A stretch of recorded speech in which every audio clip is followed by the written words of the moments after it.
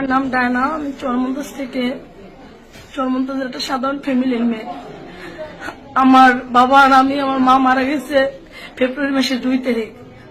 আমি গলাচিপা ডিগ্রি কলেজের 2nd বর্ষ পরীক্ষা দিছি,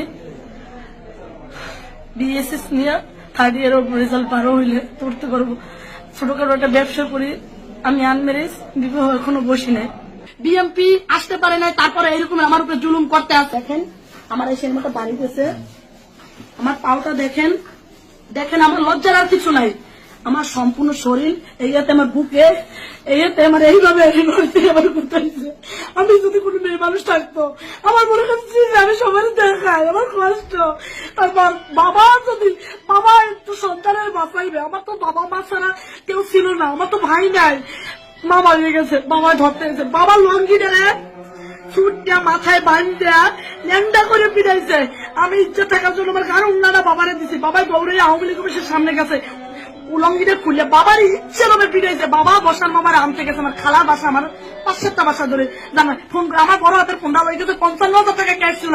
আমি আজকে মুকামে যেতাম, আমার 10 লাখ টাকা লোন চালানো, গ্রামীণ ব্যাংকে 3 লাখ, জন উন্নয়নে 2 লাখ, এগুলো মেয়ে মানুষ করেছে। আমার যাই জিনিস, গলার চেইন সব বন্ধক টাকা, গলা ছিল, গলা একটা চেইন ছিল, সেটাও লইয়ে গেছে।